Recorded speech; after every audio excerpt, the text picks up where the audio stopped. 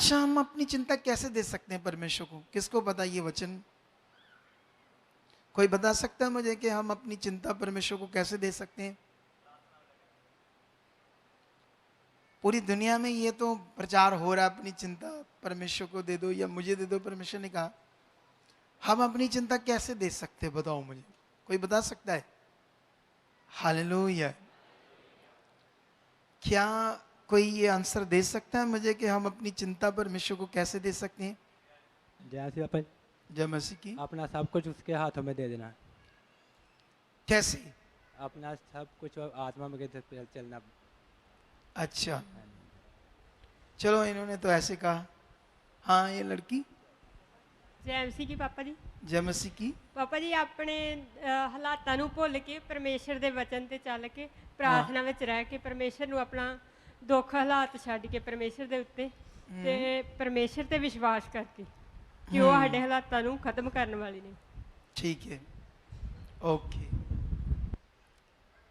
चलो एक बात सीखो मुझसे, क्योंकि मैं खुदा का दास हूं।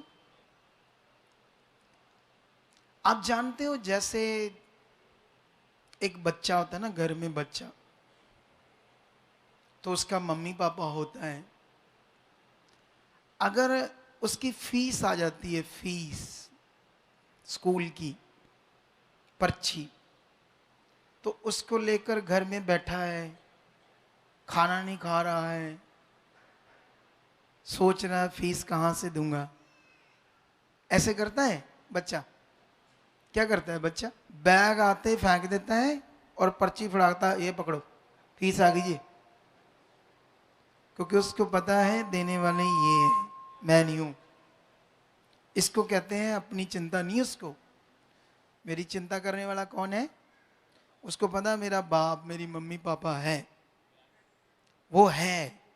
ठीक है? ऐसे ऐसा विश्वास, ऐसा दिल, ऐसा रिश्ता तुम्हारा किसके साथ होना चाहिए? कई लोगों का होता ही नहीं ऐसा। तुम्हें ऐसे फक्र होना चाहिए, मैं किसको जानता हूं, मेरा बनाने वाला कौन है, वो कितना सर्वशक्तिमान है, वो कितना पावरफुल है। आमेन, हालेलुया। आपको समझ आ रही मेरी बात? हाँ, तो ये बात मैं कर रहा था कि वो बच्चे को, वो बच्चा है, ज्यादा कुछ नहीं जानता, ठीक है, लेकिन वो ये जानता है अच्छे से कि मेरा सब कुछ इन्होंने करना है, ये है मेरे मम्मी पापा। हर चीज के लिए वो किसको बोलेगा? पेन चाहिए, कॉपी चाहिए, कुछ भी चाहिए, हाँ दो दो, हक से, अधिकार से बोलेगा। लेकिन हम लोग ना ऐसा वाला रिश्ता परमेश्वर पिता से नहीं रखते। हम ऐसे रिश्ता रखते हैं जैसे वो कोई और है, हम कोई और हैं। है ना? हमें सिखाया भी इस दुनिया में ऐसे ही है। संसार ने, दुनिया ने, बाबाओं ने ऐसा सिखा दिया ना हमें कि हम उससे परमेश्वर को ऐसा समझते हैं वो दूर है। क्या है वो? लेकिन ऐसा नहीं है। आपने उसको धन्यवाद देना, वो है, वो मेरा पिता है, वो मेरे लिए कर चुका है। अपने माइंड को सेट करना है, अपने विश्वास को सेट करना है, अपने दिल को सेट करना है, उसके साथ क्लैरिटी लेनी है अपने अंदर के वो कौन है जिसने सृष्टि रची है। क्लैरिटी, अगर ये क्लैरिटी तुम्हारे जीवन में आती गई तो समझ लेना फिर तुम उसकी संतान हो। ठीक है? तब तक तुम उसकी संतान नहीं हो लेकिन आत्मिक रूप में नहीं हो जब तक तुम उससे वो रिश्ता नहीं रखते जो हमारा परमेश्वर के साथ है। ठीक है? हमारा जो रिश्ता है परमेश्वर के साथ, उसको हमने प्रैक्टिकली जीना है, प्रैक्टिकली। ठीक है? क्योंकि बहुत सारे लोगों को परमेश्वर का वचन अच्छे से नहीं पता, परमेश्वर का राज्य अच्छे से नहीं पता, अनाथ कई बातों में सोचते क्या होगा, कैसे होगा। सुनो, मैं आप लोगों को बताना चाहता हूं एक बड़ा विषय, वो है हमारा रिश्ता। आप जानते हो पृथ्वी पर शैतान है, उसकी सेना है, पूरी दुनिया में बहुत सारे धर्म बाबा लोग ये बात नहीं जानते, क्योंकि उनके पास बाइबल नहीं है। ये बातें सच्चाई वो है दुष्ट, ये सिर्फ बाइबल में लिखा है, ठीक है। लेकिन जब शैतान यीशु को गुमराह करने के लिए आया था, तो जानते हैं यीशु को गुमराह करने के लिए उसने क्या क्या किया। सबसे पहले उसने यीशु को घमंडी बनाने की कोशिश की। उसने कहा तू परमेश्वर का पुत्र है, तेरे पास सामर्थ्य अधिकार है, इन पत्थरों को कह रोटियां बन जाए तो तेरे लिए बन जाएगी। उसको ऐसे घमंडी बनाना चाहता था अपने, जो वो शैतान चाहता था, जो मैं कह रहा यीशु ऐसा माने करे।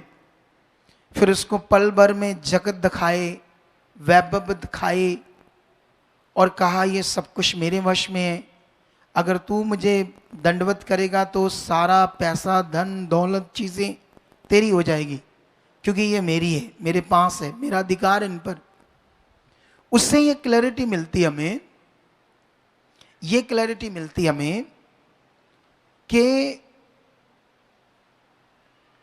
शैतान ने यीशु को भी कहा था जिसे मैं चाहता हूं उसे दे देता हूं, ऐसे कहा था कि ये नहीं? बोलो।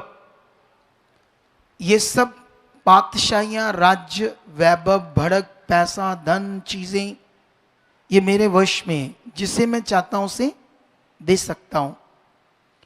आज हमारी जो जरूरत है, पैसा हमारी जरूरत है, काम धाम हमारी जरूरत है, बिजनेस हमारी जरूरत है, ठीक है, ये जरूरत है। लेकिन अगर हम जरूरत से ऊपर चले गए तो फिर समझ ले लो हमारा नष्ट होना पक्का है। जैसे अभी पूरी दुनिया में क्या हो रहा है ना, वो भूल गए हैं कि हमें जिसने बनाया उसने हमारा न्याय करना है। जिसने हमें जीवन दिया है या नहीं जीवन? ये जीवन हमारा है जो हमको दिया गया है। आपको ये जीवन क्यों दिया गया बताओ, बोलो। जैसे मान लो आपके लिए पेड़ बनाए, फ्रूट्स के पेड़, फलों के पेड़ क्यों बनाए आपके लिए? वो फ्रूट्स आपकी डाइट है। क्या आपकी डाइट है ना, खाना है, फूड है वो। तो वो आपके लिए बनाए परमेश्वर ने ताकि आप उन्हें खाओ, वो आपके लिए है, ठीक है।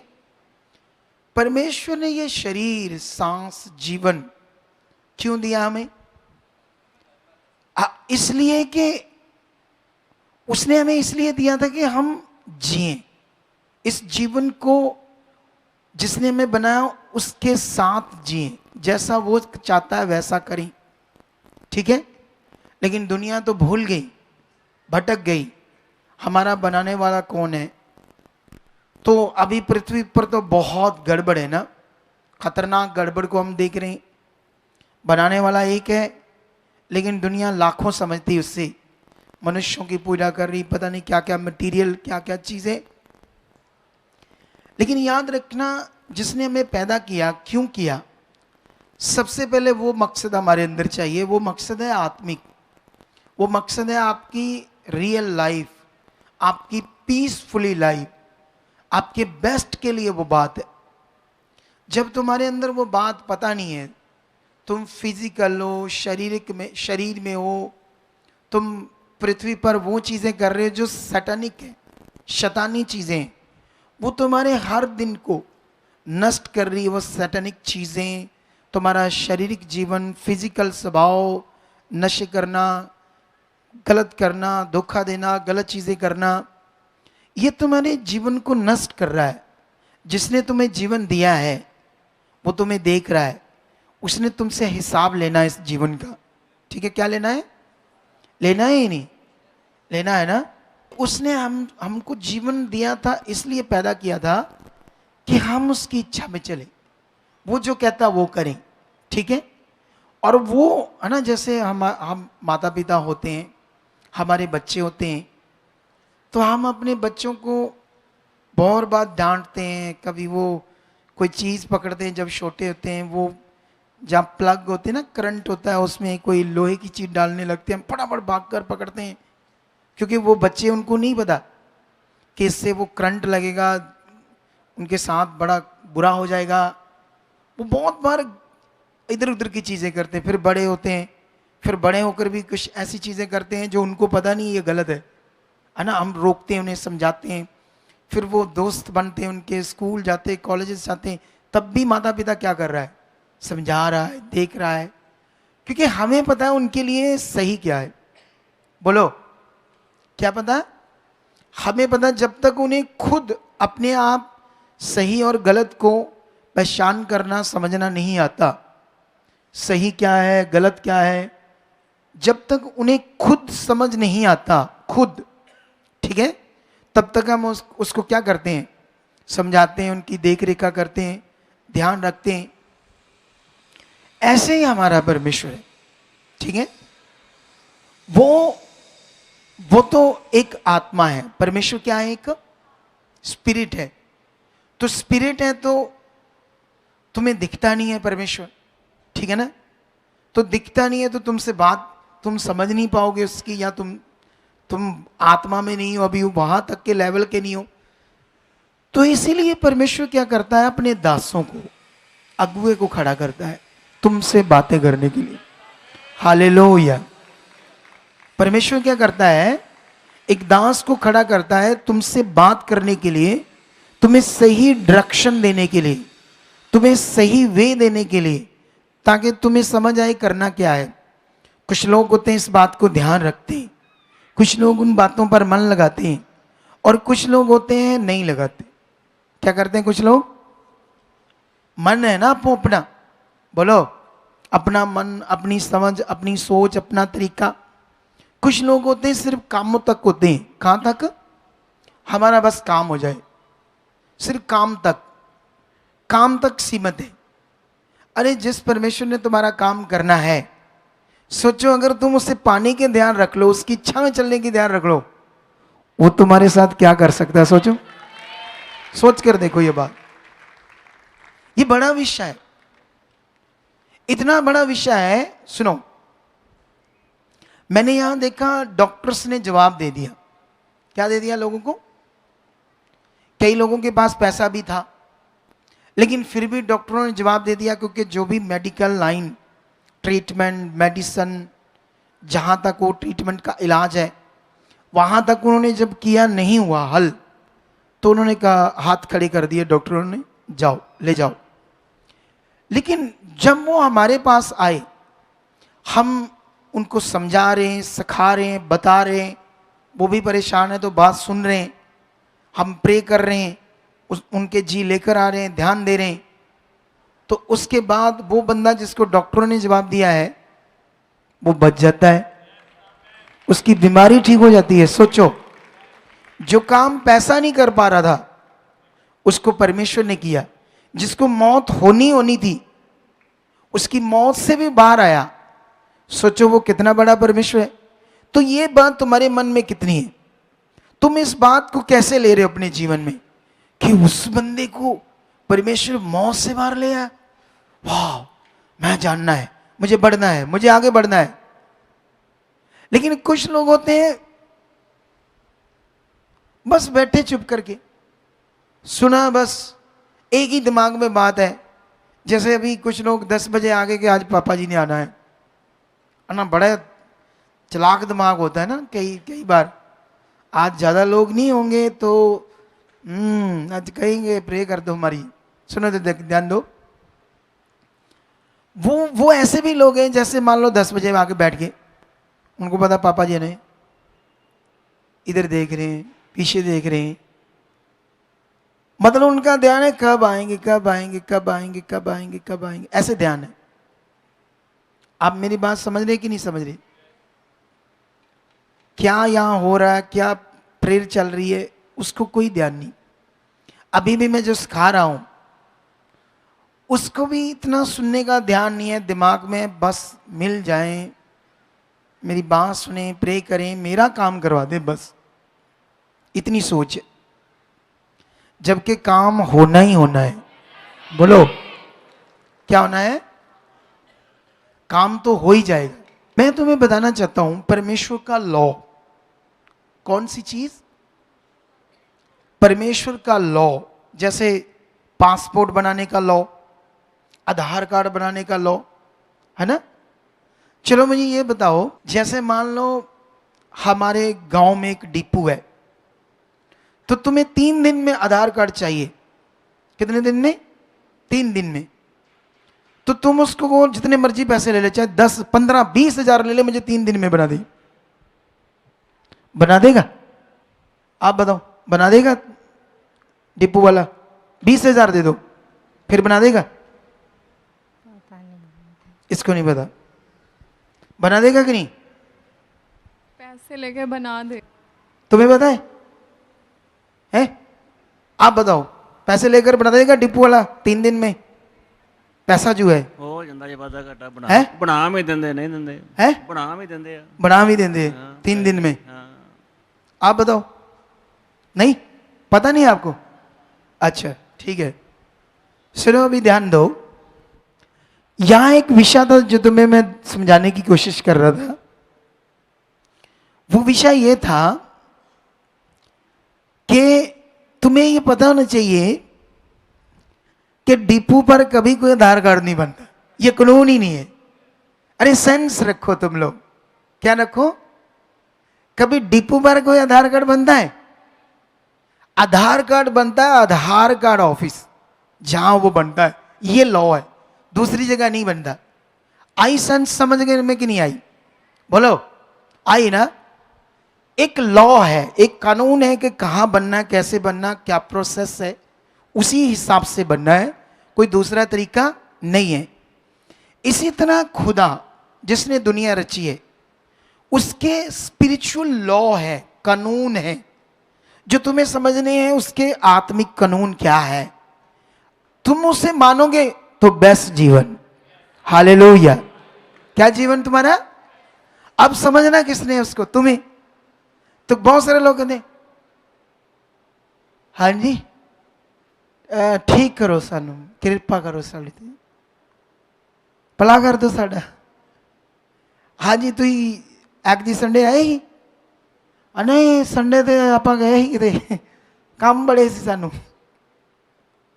आप फॉलो कर रहे मेरी बात? ते उस तो पिछले संडे उदों भी साढ़े ना एक ऐ हो गया सी, ते उदों उस तो पिछले उदों भी साढ़ा ना।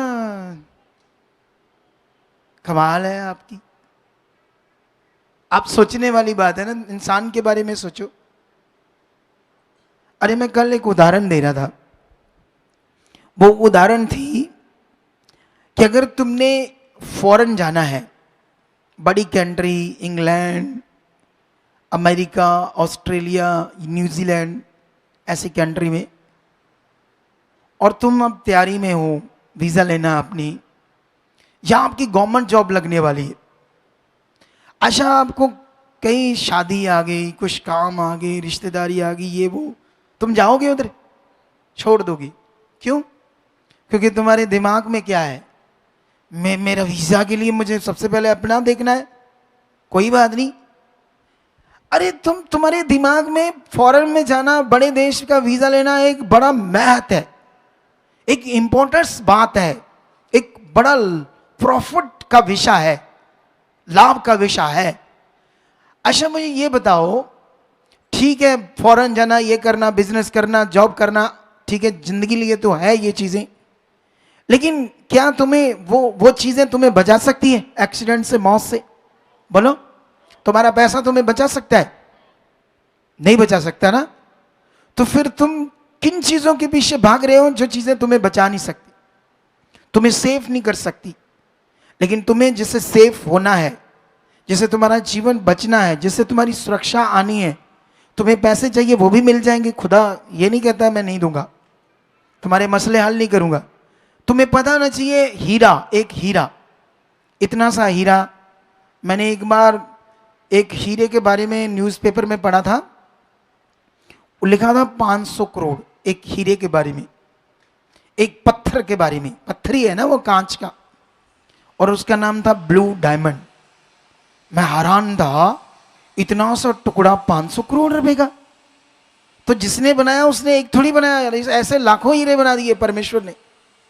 अरे जिसने हीरों को लाखों हीरे बनाए, जिसने, सोच कर देखो उस परमेश्वर के बारे में। तुम शरीर की सोच में बहुत छोटे हो उसके साथ। अगर तुम अपनी सोच को अच्छा कर लो, तुम अपनी सोच में उसके साथ बढ़ जाओ, तो तुम्हारी जिंदगी बेस्ट होगी, फिर बेस्ट होगी तुम्हारी जिंदगी।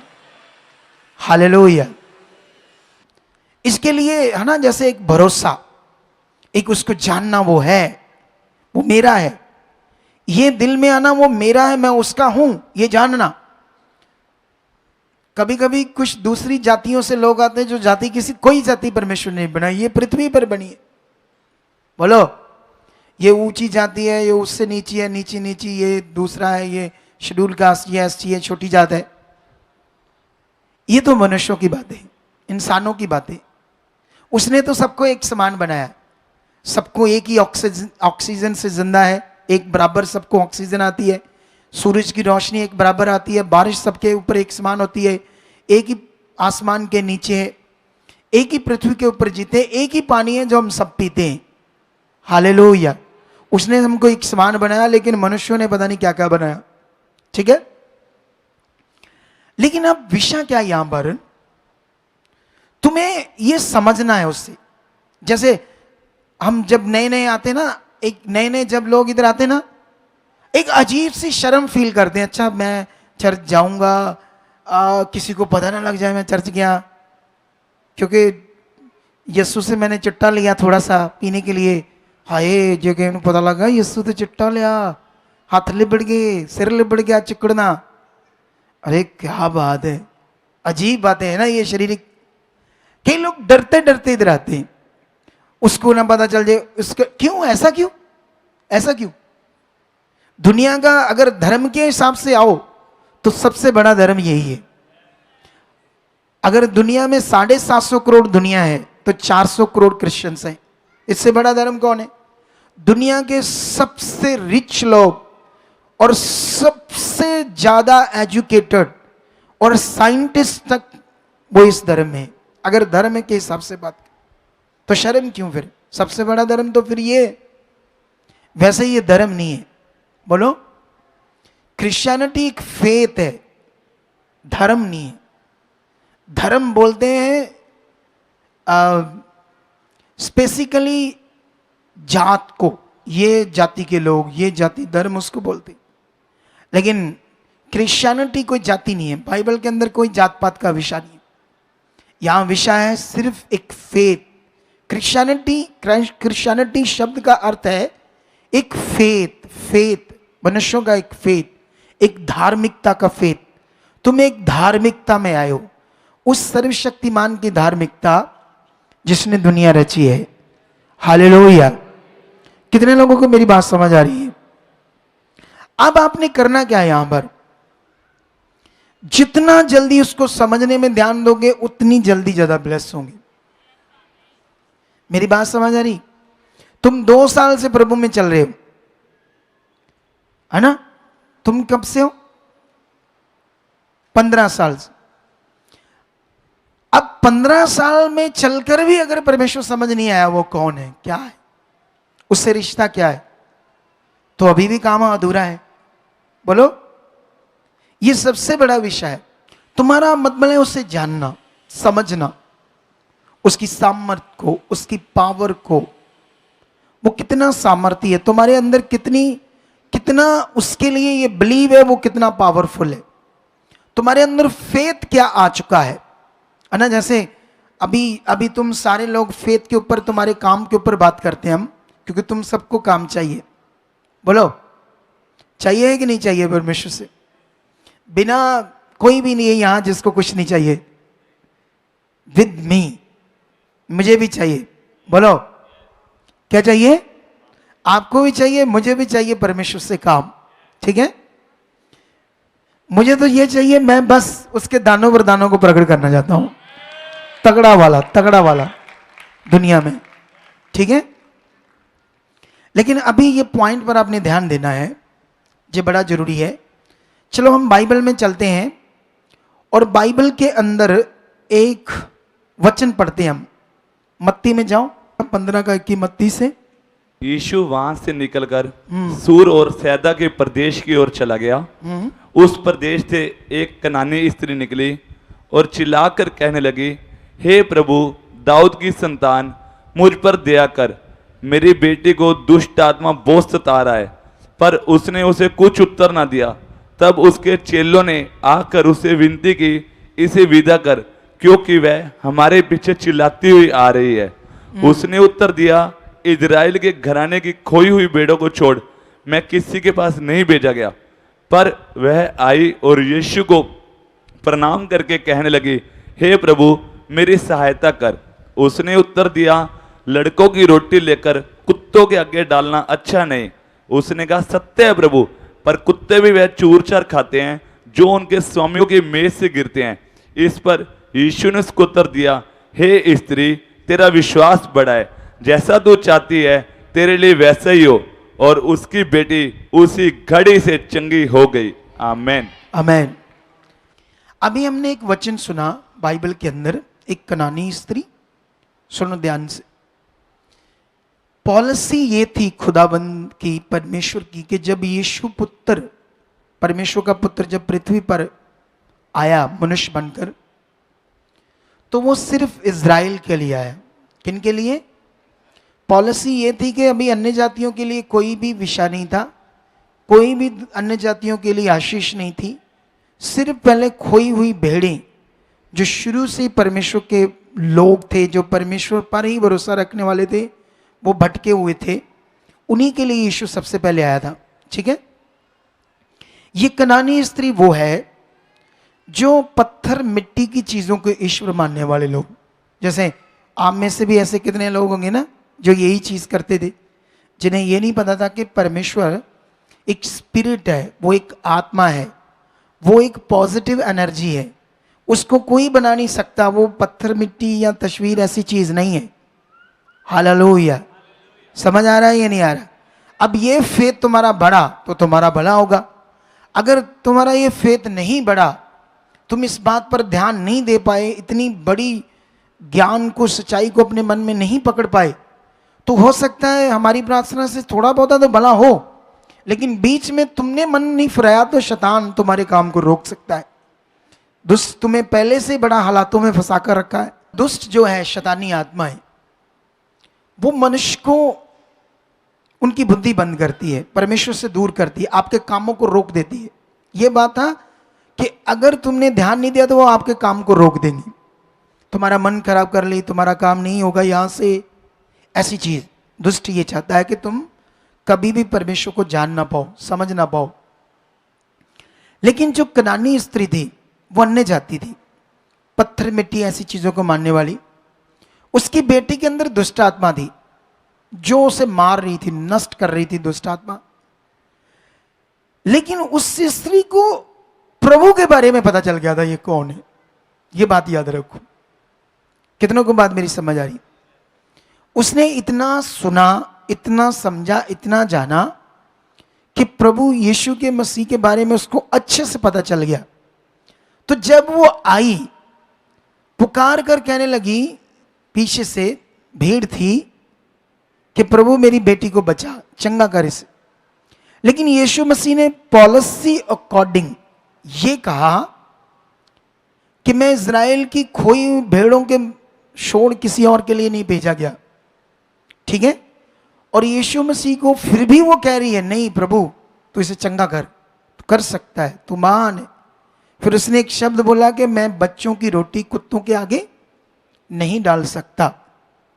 लेकिन उसके बाद जब उसने ये शब्द सुना तो उस समय के लोग, यहूदियों और अन्य जातियों के बीच में जो रिश्ता था इसी टाइप का था, इसलिए वो उसको पता था मुझे वो क्या कह रहा है। लेकिन उसने उस बात से गुस्सा नहीं किया, है ना। जैसे अभी छोटी छोटी बातों से हम लोग क्या करते हैं ना, मान लो अभी प्रे होनी थी, प्रे नहीं हुई, गुस्सा कर लेते लोग, हुआ, मुंह बना लेते लोग। उसको जितनी बड़ी बात कह दी, वो जो जान चुकी थी कि प्रभु यीशु क्या कर सकता है। कितनी गवाहियां, कितनी टेस्टमनी, कितने काम जो उसने देख लिए थे लोगों की, उससे उसने एक पक्की निशा बना चुकी थी, एक पक्का मन बना चुकी थी वो। ठीक है। इसीलिए उसके शब्दों से भी उसने गुस्सा नहीं किया और उसने कहा, ठीक कहते हो प्रभु आप, लेकिन कुत्ते भी तो स्वामियों की मेज पर जो खाना खाते समय चूर भूर गिरता है उससे पेट भरते हैं।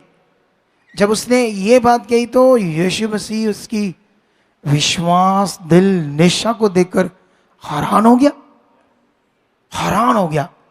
कहता, हे नारी, तेरी तो निष्ठा ही बड़ी है, तेरी चाहत बड़ी है, तो जा, तेरे विश्वास के अनुसार तेरी बेटी चंगी हो चुकी है। सोच कर देखो। अब यहां सवाल है आपका मन, अब यहां सवाल है आपकी चाहत।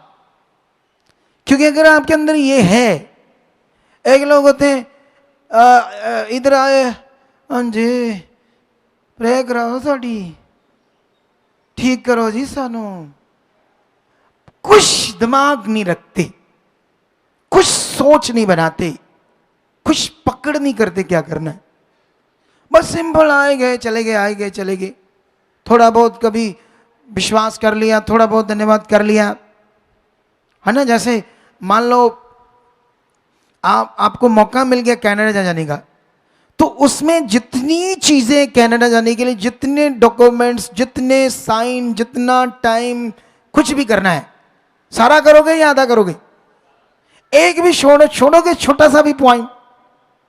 क्योंकि दिमाग में अगर छोटा सा भी पॉइंट छूट गया तो मेरा रिजेक्शन आ जाएगी, रिफ्यूजल आ जाएगी। इतना ध्यान वहां पर। अब इधर परमेश्वर की बात पर कोई भी ध्यान नहीं, करके चलो चल दे जी, ऐसे हैं यहां। हालेलुया। अगर ध्यान हुआ तो बड़ी से बड़ी प्रॉब्लम चली जाएगी। मेरी बात समझ आ रही सबको कि नहीं समझ आ रही? आ रही सबको कि नहीं आ रही? सबसे पहले तुम्हारा मन खुलना जरूरी है परमेश्वर के प्रति। तुम्हारा दिल, तुम्हारा सोच, तुम्हारी धार्मिकता, तुम्हारी चाहत बननी जरूरी है। तुम्हारे अंदर एक चाहत, ऐसे उसके लिए प्यार, तुम्हारे अंदर एक प्यार परमेश्वर के लिए, यह आना क्या है? जरूरी है। नहीं तो अगर तुम शरीर में रहे तो फोके रह जाओगे, खाली आए चले गए, आए चले गए। एक धार्मिकता का प्यार प्रकट होता है हमारे अंदर, एक धार्मिकता का प्यार, उससे प्यार, उसके लिए जीना, उसकी बातों से एनकरेज होना।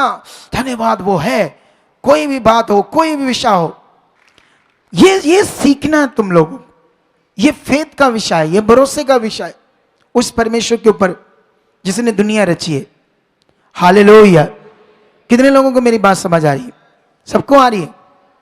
ये फेथ का विषय, फेथ का, भरोसे का विषय है। अगर तुम लोगों को यह समझ आया तो तुम बेस्ट जीवन जियोगे, बेस्ट जीवन। हालेलुया। तो अभी यहां पर लॉ ये है, वो है तुम्हारा रिश्ता, तुम्हारा फेथ, तुम्हारा भरोसा, और उसको बनाने के लिए हूं मैं, तुम्हें तैयार करने के लिए हूं मैं, तुम्हें गिरने नहीं दूंगा, तुम्हें बढ़ा कर रखूंगा, तुम्हें तेज रखूंगा, इसके लिए हूं मैं। खुदा ने मुझे खड़ा किया है, उसने मुझे तुम्हारे लिए नियुक्त किया है, इसीलिए किया है उसने मुझे। समझ आ रही कि नहीं आ रही आपको? मैं प्रेयर करता हूं, लोग हील होते हैं, मेरे सामने दुष्ट आत्माएं टिकती नहीं है। क्यों? क्योंकि मैं उसका अभिषिक्त हूं, उसने मुझे नियुक्त किया है अपने काम के लिए। हालेलुया। हम ये सेवा कर रहे हैं निस्वार्थ। कैसे करते हैं? हम लोगों की सच्ची जिंदगी बचाना चाहते हैं, आपकी रूह को स्वर्ग लेकर जाना चाहते हैं, आपकी जिंदगी से पाप, नशे, बीमारियां, रोग, तकलीफ, दुख, परेशानी, स्ट्रेस, डिप्रेशन, एक अजीब सी जिंदगी जो अजीब सी बनी हुई है, उसको हम शांति की जिंदगी में परमेश्वर से तब्दील करवाना चाहते हैं। हालेलुया। क्योंकि वही असल जिंदगी है जो परमेश्वर के साथ है। जो परमेश्वर से दूर है वो बड़ी खतरनाक है। वो बड़ी हालातों में, दुखों में, क्लेश में, झगड़ों में, मारधाड़ में, नशों में, प्रॉब्लम में। अगर औरतें नशा नहीं करती तो उनके और भी बड़े मैटर खराब होते हैं। अगर बंदा नशा करता, मारधाड़ करता, ये करता, वो करता है, औरतों के जीवन में और दूसरी चीजें होती है गड़बड़। समझते हो या नहीं समझते? कुल मिलाकर दोनों तरह के मनुष्य आगे पीछे हैं, चाहे बंदे हो चाहे औरत हो। किसी घर में बंदा बड़ा अच्छा होता है, औरत बड़ी अजीब होती है। किसी का बंदा बड़ा अजीब होता है, औरत ठीक होती है। कुछ ना कुछ गड़बड़ चल रही है दुनिया के ऊपर। लेकिन हमारा काम है अपने आप को ठीक करना। अगर हम जो हम सुन रहे उस पर मनन करेंगे, हम बदलना शुरू हो जाएंगे। हालेलुया। क्या हो जाएंगे? जैसे आपने मन फिराया, परमेश्वर के सामने बात रखी, पश्चाताप किया, मुझे छोड़ना है ये गंदा काम, ये नशा, ये गलत चीज, ये ठगी, ये धोखा, ये चोरी, ये बातें मुझे नहीं चाहिए। परमेश्वर, मेरी जिंदगी से आप हटा चुके हो, मुझे सही इंसान बनना है, मुझे आत्मिक बनना है, मुझे उसकी इच्छा में चलना है। जैसे जैसे हम ये मनन करेंगे, पवित्र आत्मा तुम्हारी जिंदगी में काम करेगा।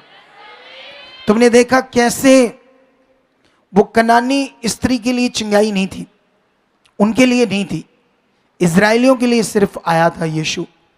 पॉलिसी जितनी थी उतना काम कर रहा था यीशु, लेकिन जब वो क्रूस, यीशु जी उठा मुर्दों के बाद, उसके बाद पॉलिसी पूरी दुनिया के लिए आ गई।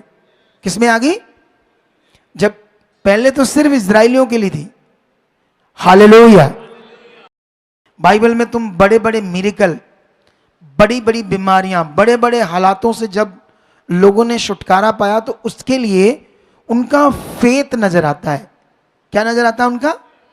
जब शद्रक, मेशक, अबेदनगो को जलते हुए भट्ठे में डाला गया तो उस समय सोचो उनका भरोसा क्या था, फेथ क्या था। उनके अंदर कोई डर नहीं था। उन्होंने राजा को कहा, राजा हम तेरे इस हुक्म की कोई परवाह नहीं करते, क्योंकि हम अपने परमेश्वर के सामने कभी भी पाप नहीं करेंगे। तेरे इस बनाए हुए पत्थर की, सोने की मूर्ति के आगे माथा दंडवत नहीं करेंगे, क्योंकि जिसने स्वर्ग और पृथ्वी बनाई है वो मनुष्य के हाथ की बनाई चीज नहीं है।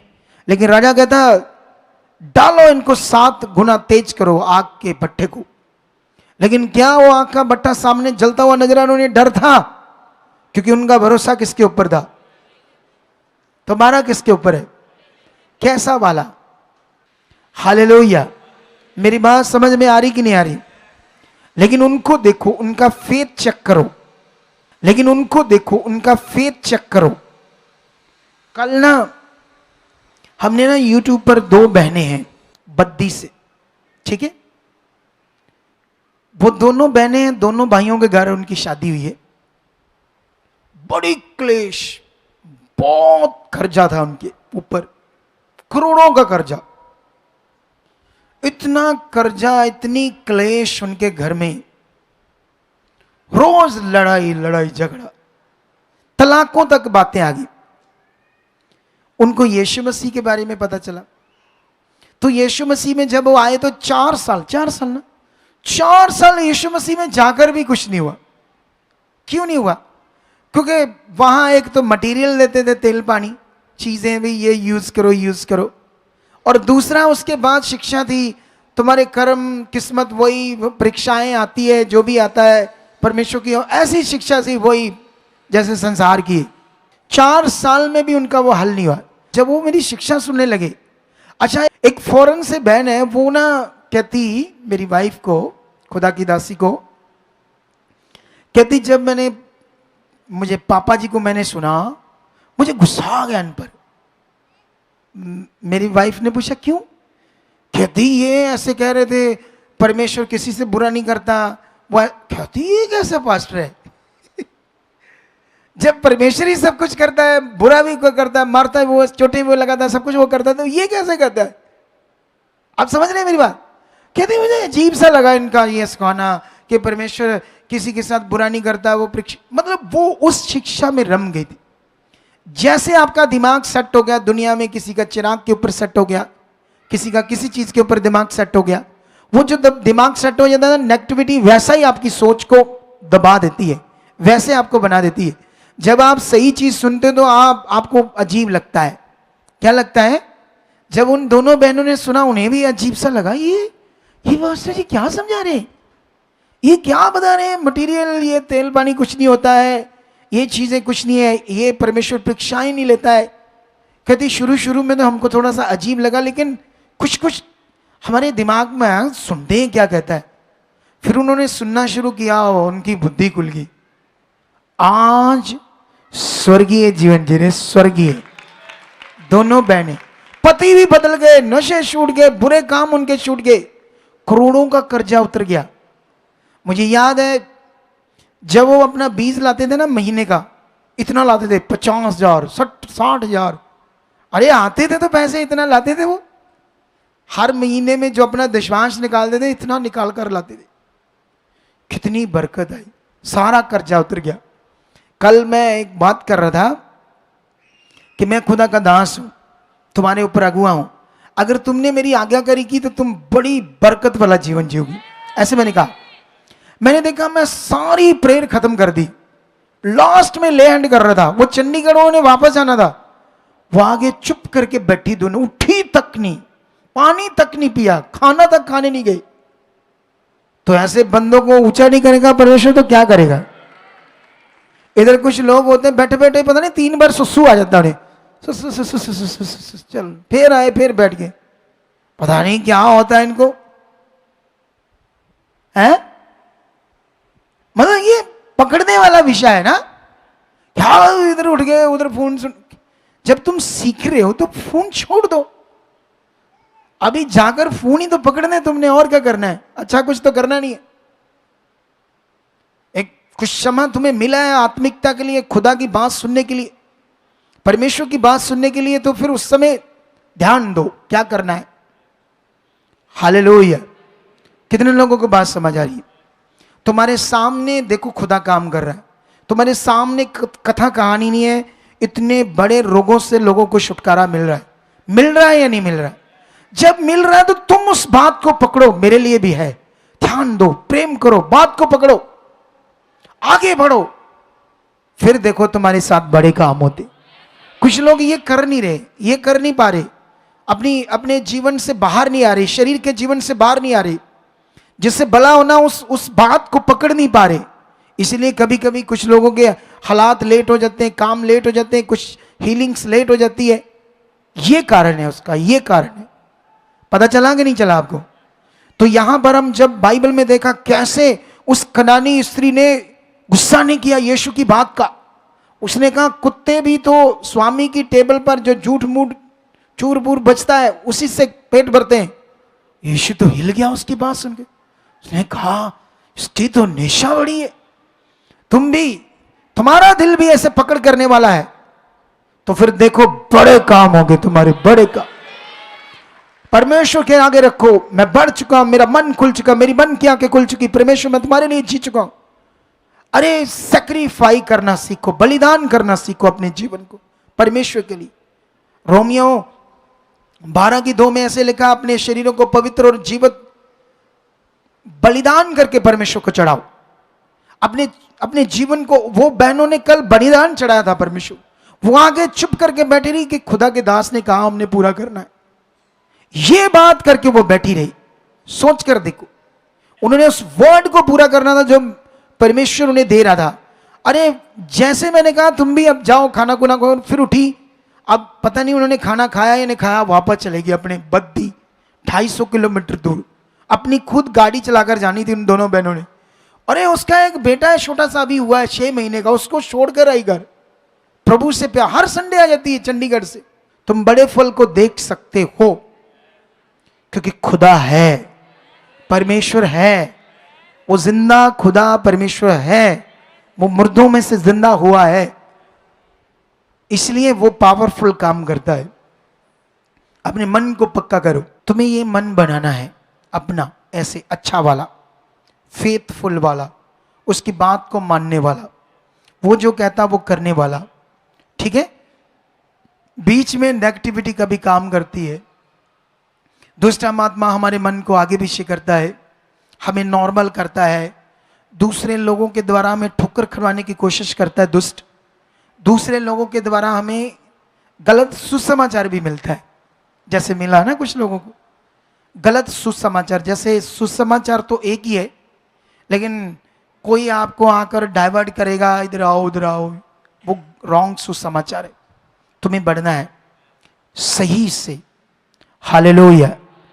और मेरा फेथ है, मैं जो तुम्हें समझा रहा हूं इसका सबसे बड़ा विषय ये है कि तुम्हें जो मेरे सिखाने का मकसद था आज, वो था आत्मिकता और तुम्हारा फेथ, तुम्हारी डिजायर, तुम्हारी चाहत। अगर तुम्हारे अंदर परमेश्वर से एक लॉ है जैसे तुम लुका 18 अध्याय में पढ़ोगे तो वहां पर जैसे वचन में लिखा है, ऐसे लिखा है कि तुम नित्य प्रार्थना करना और हियाव मत छोड़ो। कैसे लिखा है? नित्य प्रार्थना करना और हियाव मत छोड़ो। प्रार्थना शब्द ये जो है यूनानी भाषा का शब्द है प्रोस ओकोमाई। इसका अर्थ था तेज चाहत। क्या अर्थ था इसका? तुम्हारी विल, चाहत, तेज चाहत। लेकिन वहां प्रार्थना शब्द लिखा है, तो प्रार्थना तो हम दूसरी चीज है ना। और हियाव मतलब हौसला। जैसे कई लोग, जैसे कोई हालात है तो हम अपना धीरे छोड़ देते हैं ना। कभी कभी सोचते हैं अच्छा पता नहीं होगा कि नहीं होगा, ऐसे हौसला छोड़ देना। लेकिन परमेश्वर ने हमें कहा ना तो चाहत छोड़ना, ना अपना हौसला छोड़ना। ये उसका लॉ है परमेश्वर का, क्योंकि उसने अपने कामों को पूरा किया है। यीशु मसीह का आना, क्रॉस पर चढ़ना, तुम्हारे पापों को उठाना, उसका मरना, फिर मुर्दों में जिंदा होना, ये एक बड़ा लॉ है कि तुम्हारे जीवन से सब नेगेटिविटी के प्रभाव को, पाप को हटाया गया है और तुम्हें एक अवसर दिया है कि तुम परमेश्वर की संतान बनो, उसके साथ अपने जीवन को जी सको, चंगाई ले सको, अच्छा जीवन ले सको। ये सब कुछ अवेलेबल है पवित्र आत्मा के द्वारा। लेकिन अब लॉ में तुम्हें बनना है आत्मिक रूप में। एक तो तुम्हारा फेथ, एक तुम्हारी चाहत और तुम्हारा हौसला बना रहना चाहिए। हालेलुया। कुछ लोग है ना, सिचुएशन बड़ी है, समझ नहीं आ रही, कर्ज बहुत चढ़ गया है, चीजें गड़बड़ नजर आ रही है, समझ नहीं आ रही शारीरिक रूप में कैसे होगा, तो वो अपने फेथ को डाउन करते हैं, सोचते हैं कब कैसे होगा। मैं इसके लिए तुम्हें ना एक अपनी गवाही देता हूं। जब मैं नया प्रभु में आया ना, तो मैं ये चीजें जब सीख गया, पॉजिटिव बातें, तो जब मैं सीख गया तो मुझे याद है मैंने ना एक रोड, मेन रोड पर, उस वक्त मैं कॉन्ट्रैक्टर था। तो मैंने अपना ना एक मेन रोड पर चाहता था आने वाले दिनों में अपना को बिजनेस करूं अच्छा वाला। तो मैंने एक प्लॉट लिया। जितना प्लॉट का पूरी पेमेंट थी, आधी मेरे पास थी, आधी मैंने दे दी। आधी मेरा एक प्लॉट था और उसको बेचकर वो रजिस्ट्री होनी थी। और उसमें कंडीशंस होती है एग्रीमेंट में कि अगर इस तारीख तक हम पैसा नहीं दे पाएंगे तो ये पैसा मर जाएगा। ठीक है, ये एग्रीमेंट होता है। लेकिन 3 महीने मिले थे उसकी रजिस्ट्री करवाने तक का टाइम। मुझे कोई डर नहीं। मेरी चिंता किसको मैंने दी है? जो मैंने पहला शब्द आज कहा था, मैंने अपनी चिंता किसको दी थी? मैं धन्यवाद बेफिक्र होकर परमेश्वर के लिए जी रहा हूं।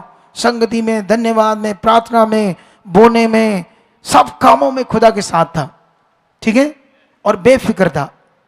मेरा 1 महीना निकल गया, कोई कस्टमर नहीं आया। 2 महीने निकल गए, कस्टमर ही कोई नहीं आया। अब दिमाग में क्या आएगा ना, जैसे हम शारीरिक रूप में सोचेंगे महीना रह गया है, अरे जो को कस्टमर ना आया तो पैसों का अरेंज ना हुआ तो क्या होगा, मर जाएगा ना वैसे, ऐसे सोच आएगी। लेकिन मुझे तो डर ही नहीं है। मैं तो जानता था परमेश्वर मेरे साथ है, वो बड़ा खुदा है। 10 दिन और निकल गए, 20 दिन रह गए, कोई चिंता नहीं। मैं धन्यवाद बेफिक्र कर चुका है, वो है। 15 दिन निकल गए, 15 दिन बाकी रह गए, 5 दिन और रह गए, 10 दिन रह गए। फिर भी मैं विश्वास कर रहा हूं वो है परमेश्वर। 10 दिन रह गए, उससे भी 5 दिन रह गए, 4 दिन रह गए, 3 दिन रह गए, कोई कस्टमर तक दिखा ही नहीं कि कोई आ जाएगा। 2 दिन रह गए। अब सोचो सिर्फ 2 दिन। मैं धन्यवाद दे रहा हूं, वो है मेरा परमेश्वर, वो पावरफुल खुदा है। 1 दिन रह गया, उसी दिन एक कस्टमर आया, सारे काउंटर पेमेंट पैसे दे गया, मैंने अगले दिन रजिस्ट्री करा ली। इतना पावरफुल खुदा है, समझ आया ही नहीं है? ऐसे वो खुदा है। लेकिन याद रखना, जब तुम प्रैक्टिकल जीवन जियोगे, कभी कभी दुष्ट बड़ा हैवी होगा, तुम बड़े प्रैक्टिकल करोगे, हो सकता है किसी प्रैक्टिकल में तुम्हारा काम ना हो, किसी में हो जाए, किसी में ना हो। जो नहीं हुआ उसको नहीं देखना, जो हुआ उसको देखना है, तुम्हें आगे बढ़ना है। फिर तुम्हें एक लेवल में ब्लेस्ड जिंदगी जियोगे, एक लेवल में ब्लेस्ड जिंदगी जियोगे। कितने लोगों को समझ आ रही मेरी बात? तुम्हें आज से अपनी चाहत को स्ट्रांग रखना है, आज से तुम्हें अपने मन को पक्का करना है, आज से। समझ आई या नहीं आई? आ गई है? प्रैक्टिकल क्या है? धन्यवाद ही हो चुका, धन्यवाद खुदा है। जो तुम चाहते हो बोलो परमेश्वर है, एक कर चुका है, वो पावरफुल है। ये ऐसे फेथ को प्रैक्टिकल करो, फेथ को अपने प्रैक्टिकल में लेकर आओ। वो महान है, वो सामर्थ्य है, वो कर चुका है। ऐसे फेथ को प्रैक्टिकल करो, ये तुम्हें जरूरी है, फेथ को प्रैक्टिकल करना। हालेलुया। वो भी पॉजिटिव बने रहना, वो पॉजिटिव बनी रही कनानी। जब तुम बाइबल में बड़ी बड़ी हीलिंग, बड़े बड़े काम देखोगे तो उनके फेथ को, उनके पॉजिटिव मन को भी बड़ा देखोगे। बाइबल में लिखा है कोढ़ी भीड़ में से यीशु मसीह के सामने आया। लिखा तो इतना ही है, लेकिन जब तुम सारा बाइबल पढ़ते हो, पुराना नियम पढ़ते हो, तो फिर तुम्हें समझ आएगी कि जो कोढ़ी था उसके लिए कानून क्या था। पुराना नियम में वो शहर में नहीं रह सकता था। जिनको कोढ़ दिया उनसे टच हो गया तो वो मानते थे ये भी अशुद्ध हो गया है, टच भी हो गया तो ऐसा कानून था। वो शहर से बाहर खेतों में रहते थे, वो दूर से उनका पानी रखते थे क्योंकि उनको अशुद्ध माना जाता था, कोढ़ियों को। समझ आई कि नहीं आई? अब कोढ़ी जो लोगों को कोढ़ दिया उनके बीच से निकलकर यीशु के सामने आना आसान काम था। सोचो उसका फेथ क्या था। सच्चाई ये कहती है कि लोगों ने उसे डंडे तक मारे, पत्थर तक मारे कि हमें टच ना कर जाए, कहीं हम अशुद्ध ना हो जाए। वो लोगों के डंडे खाकर, पत्थर खा के भी यीशु मसीह के सामने खड़ा हो गया। सोचो उसका फेथ, सोचो उसकी चाहत, सोचो उसका पॉजिटिव मन। आज तो इधर छोटी छोटी बातों में चल नहीं चल कुड़ी, हमारे यहाँ करने थे चर्चा था काटासन, उठे चल जाएंगे घड़ी खा जाए। ऐसे दिमाग है आजकल। क्यों कुड़ी? इधर ही है ना, एक मिनट में। अरे ऐसे मन, अरे प्रभु तो एक ही है ना परमेश्वर, तो दूसरे चर्च में जाकर क्या हो जाएगा? कुछ नहीं होगा। अच्छा वो पास्टर की अपनी शक्ति है, मन तो फिर तुम्हारा तैयार करना पड़ेगा, उसको तुम्हें तैयार करना पड़ेगा। तू तैयार हुआ तो तुम्हारा बड़ा होगा। तो वो जहां आए वहीं अपने आप को मारो, वहीं अपनी शरीर की देह को किरानो मारो। अगर तुम्हें परमेश्वर यहां लेकर आया तो उसका कारण वो अब तुम्हें सही चीज देना चाहता है, यहां से तुम्हें यहां से वो तैयार करना चाहता है। हमने देखा मोस्टली लोग इधर आते हैं, अलग अलग मिनिस्ट्रियों से हम मिलते हैं, उनकी शुद्धि लेते हैं, इसलिए लोगों का बड़ा हो जाता है, लोगों की हीलिंग्स होती है, लोगों का छुटकारा होता है। इसलिए आज से ये मन रखो कि बाइबल के अंदर जितनी बड़ी बड़ी मिरेकल, चमत्कार, अद्भुत कामों को देखा था, वहां लोगों का फेथ, मन तगड़ा था। तुम्हें ये पकड़ना है और उसी के लिए मैं तुम्हें तैयार कर रहा हूं। हालेलुया। समझ आई कि नहीं आई? तैयार हो? अगर तुम्हारा कभी आगे पीछे हो, तुम्हारी प्रीत कम पड़े परमेश्वर से प्रीति, तो उसको बोलो, उसके आगे रखो। तुम्हारी प्रीति बढ़नी चाहिए, तुम्हारा प्यार उससे बढ़ना चाहिए, तुम्हारा फेथ उसके साथ बढ़ना चाहिए, है ना। जैसे अगर तुम्हारा फेथ बढ़ गया, मुझे याद है जब मैं कॉन्ट्रैक्टर था ना, मैं जैसे घर आता था ना अपने शाम को काम धामों से, मैं ना सबसे पहले एक पास्टर था उसके पास जाता था, उसको बोलता था आज संगति कहाँ है, चले चले। इतना दिल होता था, रोज संगति चाहिए। सोचो मैं अपना ठेकेदारी कर कर रात शाम को घर आना। आज तो लोग फ्री भी है तो आते फोन पकड़ते हैं, चलो चलो चलो चलो, कोई मन नहीं, कोई दिल नहीं, कोई संगति नहीं सुनना, कोई प्रेम नहीं, कोई वचनों की प्यास नहीं, शरीर का जीवन है। लेकिन मैं ऐसा था, मैं अपना वो पास्ट तुम्हें बता रहा हूं। जब मैं बिलीवर था, मैं रोज चाहता था कोई ना कोई संगति, मुझे मजा आता था, आनंद आता था जाकर वहां संगति में। हालेलुया। क्या ये दिल तुम्हारे अंदर काम कर रहा है? क्या तुम्हारे अंदर ये मन आ चुका है? कितनों के अंदर आ चुका है और कितनों के अंदर नहीं आया? अच्छा, सारे के अंदर आ गया है। सो मेरे वचन देने का मतलब पूरा हुआ। मतलब ये था खुदा कौन है, सच्चाई क्या है, फेथ क्या है, रिश्ता क्या है, शारीरिक जीवन क्या है, ये सारे पॉइंट मैंने बता दिए, मैं अभी इससे ज़्यादा नहीं जाना चाहता, क्योंकि मैं चाहता हूँ इसी पर तुम्हारा ध्यान बना रहे, इसी पर तुम्हारी सोच बनी रहे, इन्हीं बातों को तुम पकड़ कर रखो और अपनी चाहत को आज से तेज करो। क्या करो? आज से अपनी चाहत को तेज करो। तो तैयार हो थर्सडे की कैंडल मार्च मीटिंग के लिए? आना है, अपने लोगों को भी लेकर आना है, ठीक है? हमने अच्छे से ये मैसेज देना है प्रशासन को और वर्ल्ड को, क्योंकि कम से कम 15-20 न्यूज़ चैनल होंगे, 8-10 अखबारें होंगी वहाँ, उनके थ्रू हम अपना पूरा मैसेज पहुँचाने की कोशिश करेंगे, ताकि ये जो अत्याचार दुनिया में हो रहे हैं उस पर लोग विचार करें, है ना, सोचे, एक शांतिपूर्वक मैसेज, ठीक है? तो अभी आई होप उसको भी परमेश्वर अच्छा कर चुका। आप सब लोगों ने बड़े विश्वास से आना है, दिल से आना है और अपने बीजों को बोते रहना है, क्योंकि उससे हम परमेश्वर के कार्यों को करते रहते हैं ना। अभी 80,000 के बने हैं, मतलब 1 लाख रुपया लग जाएगा सिर्फ पोस्टर बनने में। स्लीव्स बन रही हैं 150-200, और क्या कहते हैं कैंडल्स वगैरह, इलेक्ट्रॉनिक्स कैंडल जो जगी होती है ना सेल वाली, और दूसरी भी मलाम कर 1 लाख खर्चा।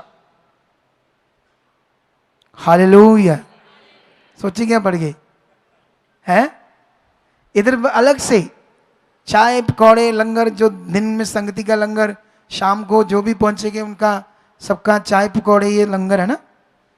तो ये सब वो लोगों के से हो रहा है जो लोग बोरे हैं। हर चीज को मैंने खुदाबंद के साथ देखा है। जब तुम लोग भी अपना मन पकड़ कर, है ना, जब तुम बढ़ने लगोगे, हो सकता है दुष्ट कोई ऐसा हालात दे, दुष्ट ऐसी जुक्ति लड़ाए जिससे तुम्हारा परमेश्वर की ओर मन घटे, मन खराब हो, लेकिन उसको खराब नहीं होने देना, बढ़ना है आगे। अयूब के 7 बेटे 3 बेटियां शैतान ने मार दी। लोगों ने कहा क्या तू पकड़ के बैठा अपनी खरियाई, तेरा तो कुछ बचा नहीं। वो कहता यहोवा महान है, वो धन्य है, उसको महिमा दे रहा है, तब भी वो कहता वो महान है, उस पर वो कंप्लेंट कर ही नहीं रहा, उससे जरा सा भी मन नहीं वो हटा रहा अपना।